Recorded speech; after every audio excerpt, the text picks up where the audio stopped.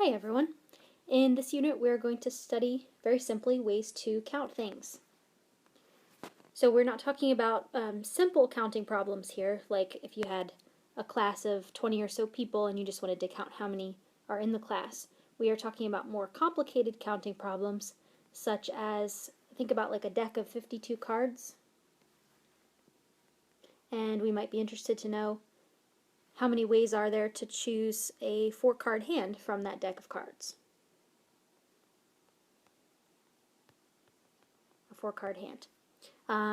We could also look at maybe a larger group of people, like say you have a group of 500 people and you want to know how many groups of 3 could you form, how many different groups of 3 could you form out of that group.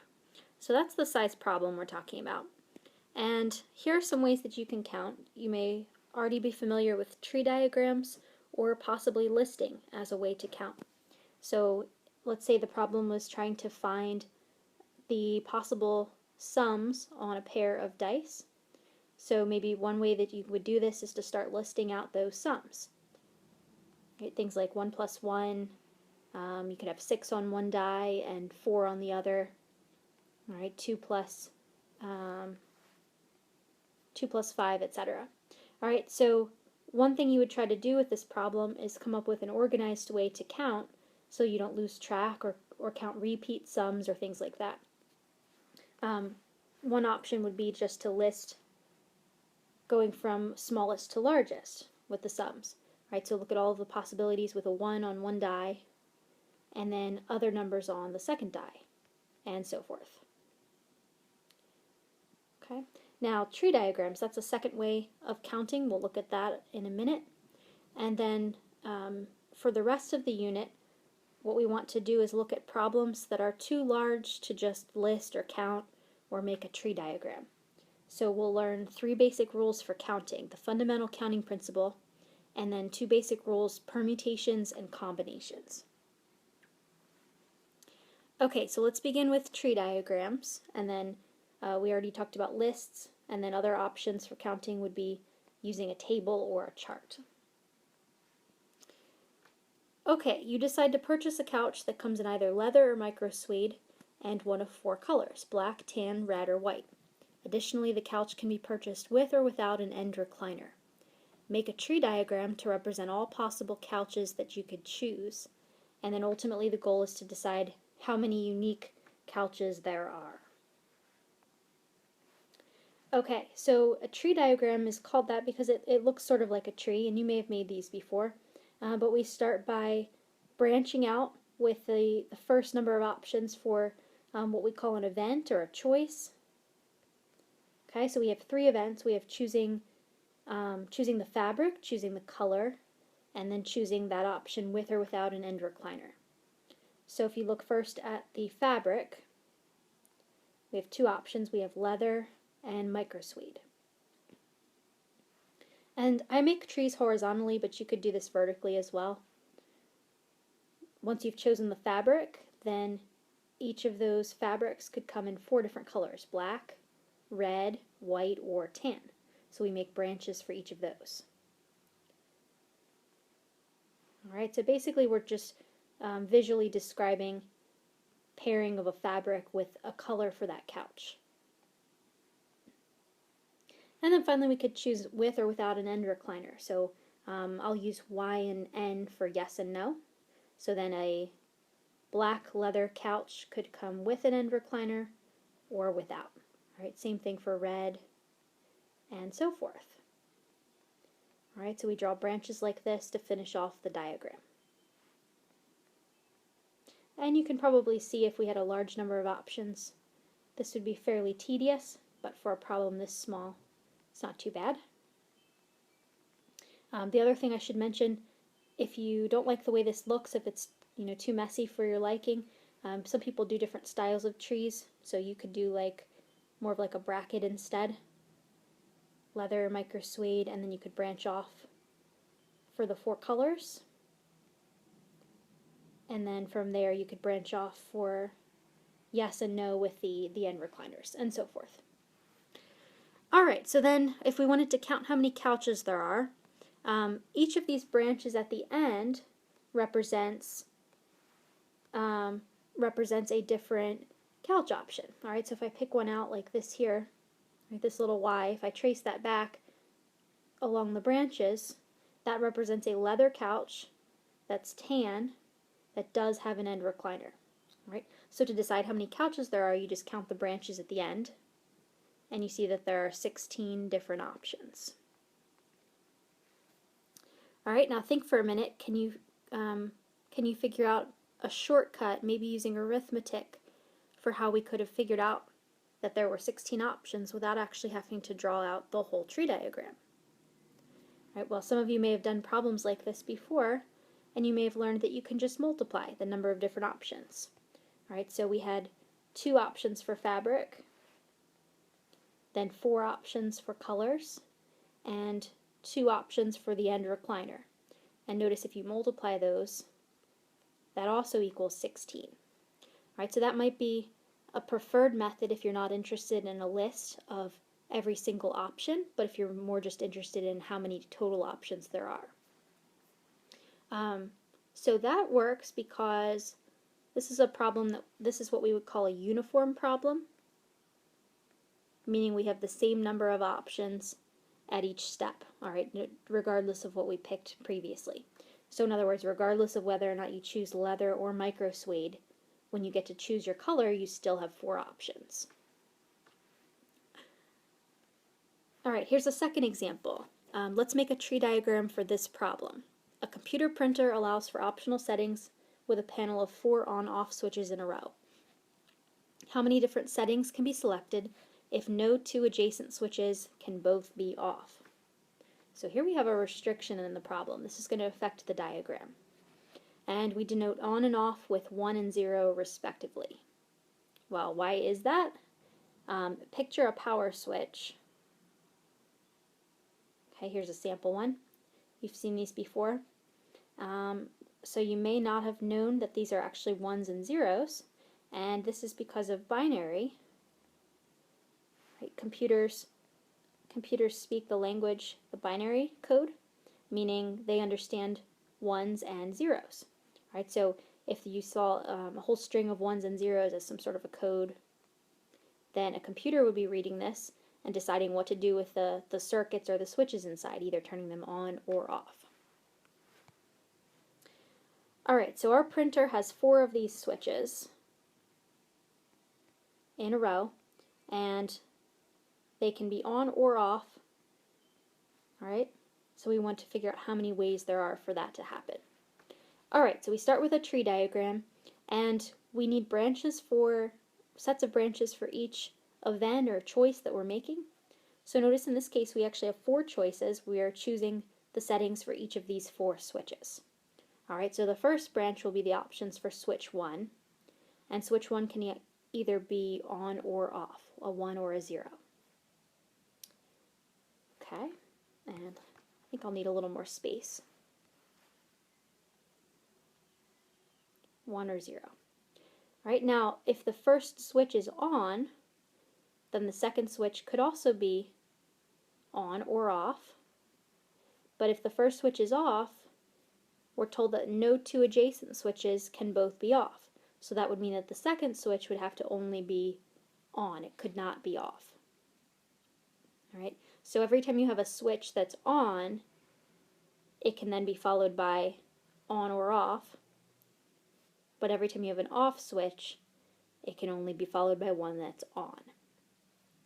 Alright, so I've done branches so far for the first 3 switches, and you might be following along. If you are, then keep going, finish your branches for the 4th switch, and I'll do that here as well. Okay, 3rd switch that's on could be followed by on or off. Offs are always followed by ons. And there we have it. Okay, so how many different settings are possible? Well, again, we would just count the branches at the end. And this time we have 6 different options.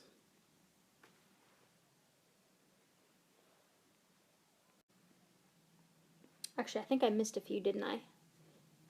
Back up for a minute here. Okay, the second switch, when that was on, could have also been followed by an on as well. Okay, so we end up with 2 total more options, so 8 altogether, 8 options.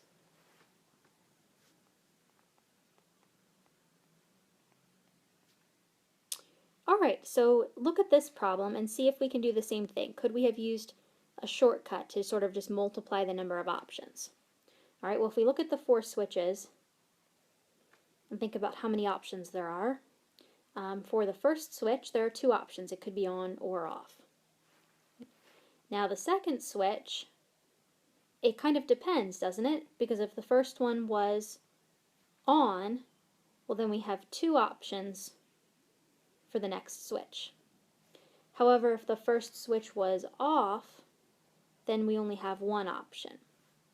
Right? So it's not really clear what number we would even use to multiply next to find the total number of options. Alright, so you can try various combinations, like 4 2s, 4 1s here, etc. But that's not going to give you a single non-confusing way to figure out that there are 8 options. So this problem is what we call not uniform, and that means that at each step when you're making your choice, the number of options varies depending on what came before. Alright, so when I'm making my choice for the second switch, I need to decide what was the previous switch, right? So I either have 2 options or 1 option. Same thing here for the fourth switch. We might have 2 options or just a single option. Alright, so this is not uniform. Alright, here's a third example. So try this on your own. See if you can make a tree diagram to represent the problem. We want to make a password from digits 1 through 4. It's a 4-digit password, and here are some restrictions. We can't have a 1 next to a 2, and the password can't end in 4. All right, how many 4-digit passwords are possible? Make a tree diagram to decide. All right, now there's one piece of missing information. We haven't talked about this yet. We need to know whether or not we're allowed to repeat digits. All right, so in other words, would it be okay to have a password like 1111 or 2222? All right, or even like 2231. All right, so if you think about making a tree diagram for this situation, I think you'll find this scenario, if we do allow repeat numbers, is going to give you far too many options to make this really something that we could feasibly make a tree diagram for. It's just going to take too long. So let's decide now, let's do this problem with no repetition, meaning you can't repeat a number within the password. Okay, so how many 4-digit passwords are possible? So I would do the same thing that we did on the last one. All right, you've got 4 choices to make for your 4 digits, and so just start with branches for the different options for what that first number could be, and then go from there. All right. All right, so we do have a special name for that counting rule that we've been talking about, that shortcut for multiplying to find the number of options. And this is called the fundamental counting principle. So this only works if the problem is uniform, like the one we did with the couches, but this would not work for the example with the printer switches, and I think you're also going to find it's not going to work for this password problem either. All right. So here's the rule. It says that in a sequence of n events, in which the first event can occur k1 ways, the second event can occur k2 ways, and the third event can occur in k3 ways, and so forth. Then to find the total number of ways the sequence can occur, you just multiply all of those numbers. Alright, so let's make this a little bit more concrete. In a sequence of n events, so for our couch problem, we had 3 events. Alright, 3 events, choosing the fabric, the color, and the end recliner option. Alright, so the number of ways in which the first event can occur is k1. So in other words, for the fabric, we had 2 different options.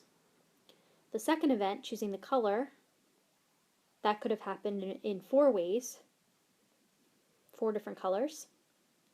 And then the third event was choosing the end recliner or not. So those were 2 options. So this rule says that we can just go ahead and multiply these 3 numbers, and that should tell you the total number of ways the sequence can occur. And what we mean by the sequence here is the sequence of events of choosing those 3 different aspects of that couch. All right. You may have seen other problems similar to this, maybe just not in so many words. If you've seen problems like, somebody has 3 pairs of pants and 5 shirts and 2 pairs of shoes,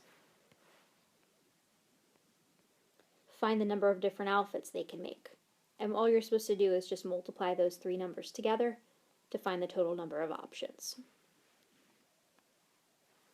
Alright, so let's do an example. There are 4 basic blood types represented by letters A, B, AB, and O. There's an RH factor represented by either plus or minus. And if a local blood bank labels donations according to type, RH factor, and gender of the donor, how many different ways can a blood sample be labeled? Alright, so the sequence of events is this labeling, and there are 3 different things or events in the sequence, 3 different decisions to make. So what we need to do is just decide how many different options we have for each of those. And we do need to check if the problem is uniform. Now, one big clue is just to look to see if there's any sort of a restriction. Like in this problem, if it had said that blood type A never belongs to a female, then that's a clue that we can't use a shortcut like this. But it doesn't say anything like that, so we can go ahead and assume we can use this rule. And then type, we have 4 blood types. We have 2 RH factors, plus or minus, 2 genders.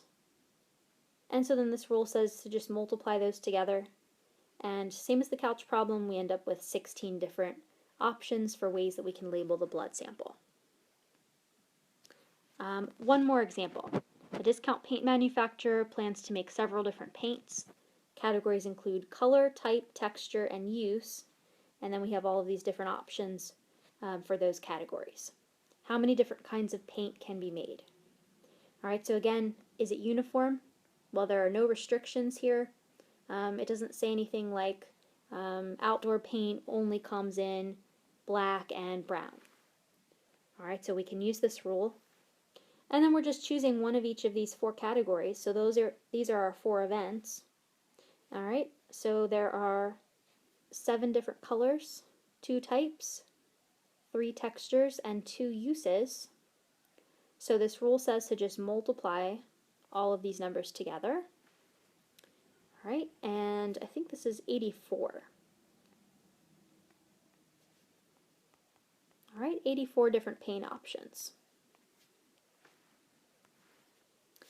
Alright, so one consideration when determining the number of different ways a sequence of events can occur, we'll need to know whether or not repetitions are permitted. So we did this on the tree diagram, the 4-digit password. We had to decide whether or not to include repeat numbers. Alright, so an example, the letters A, B, C, D, and E are to be used in a 4-letter ID card. How many different cards are possible if letters are allowed to be repeated?